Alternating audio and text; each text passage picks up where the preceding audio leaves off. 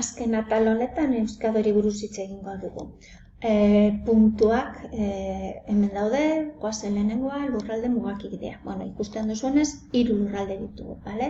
Bizkaia, hiriburua Bilbo, Gipuzkoa, hiriburua Donostia, eta Arabako hiriburua Gasteiz, eta erkidego osoaren hiriburua bebai, Vitoria-Gasteiz. Kantabria, Gaztela eta Leon, Errioxa, Nafarroa eta Frantziako iparraldea hori dira mugak. Bale, esparru juridikoari buruz. Euskadik Espainiako beste erkidego bezala badauka bere estatutua. Gure kasuan, Gernikako estatutua. 1989, hau da, konstituzioa pasa osatu eta onartuta gero egin zen. Demokrazia sortu zenean. Horrek ematen digu autogobernurako ahalmena. Hau da, hemengo territorioko zera horiek legeak bideratzen ditu. Gauza importante konparatzen badugu beste erkidegoekin, hemen badaukagu finantzia autonomia. Gure zergak ordaintzen ditugu, gure zergak kudeatzen ditugu hemendik. Puntu importantea, oso importantea, beresten gaituena beste erkidegoetatik. Eta eskumenak ditugu, eskumenak daude zer hori lurralde guztietan, erkidego guztietan. Gure kasuan, komentatu dugu eskumen fiskala, nortasuna ematen dio gure erkidegoari, heziketa, irisegurtasuna, ertzaintza, hemen dituzu, osakidetza, ertzaintza, hauek dira, zera horiek oso ezagunak diren, bertoko eskumena, Eusko Jaurlaritza da zera osakidetza, ertzaintza, hainbat eta hainbat gauzen artean, hezkuntza bideratzen duena. Euskal erakundeak zeintzu dira, beste erkidegoetan bezala, badaukagu gure parlamentoa, badaukagu gure gobernua, badaukagu gure justizia tribunala. Legebiltzarra, legebiltzarra horiek, Eusko Jaurlaritza bezala, zera 4 urtero bozketak egiten dira eta hortik ateratzen dira, modu demokratiko batez.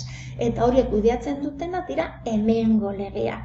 Eta hortik ateratzen da hemengo gobernua. Gure kasuan, gaur egunean, PNV da zera buruan dagoena, Urkullurikin.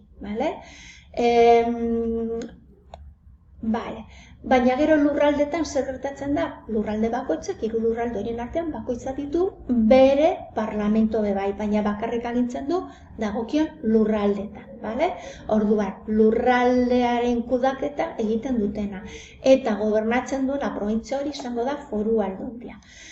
Kasu horietan, dakizuenez, aitorpena deklaración de la renta egiten dugunean, lurralde bakoitza ditu eskumenak hori kudeatzeko.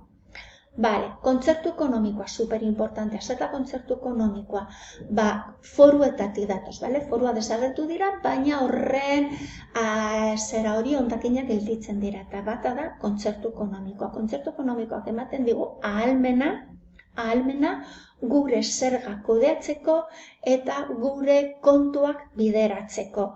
Hori ez daukate Espainiako beste erkidegoak. Eta kupoa, zeri deitzen diogu kupoa. Kupoa da, urtero Eusko Jaurlaritza Espainiako gobernuarekin adosten duen diru kopuru bat Espainiako zera gastua dituen erkidego honetan ordaintzeko. Demagun, aeroportuak, portuak, badaude zera hainbat gauza Espainiako gobernuak kudeatzen dituna. Beraz, kupoa izango da, zera horiek, Espainiako gobernuak dituen gastuak, hori zera. Eta, unitaterik txikiena, Euskal Autonomia Erkidega, dira udalak zer egiten dute? Bertoko, herriko edo hiri horretako zera hori bete beharrak asetzen ditu, kaleak ondo gotea, argia ondo gotea, apurtzen direnean zera hori bertoko hori egiten dute. Osatzen duten dira alkatea eta zinegoitzak, eta hori bebai modu demokratiko batez ateratzen dira.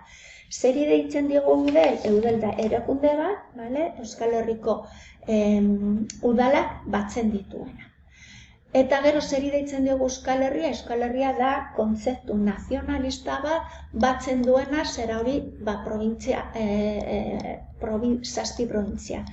Espainiakoa lirateke Bizkaia, Gipuzkoa, Araba, Nafarroakoa, eta gero iparraldekoa Lapurdi, Nafarroa eta Sudea. Eta honekin ematen dugu bukatutzat gaia. Ondo ibili.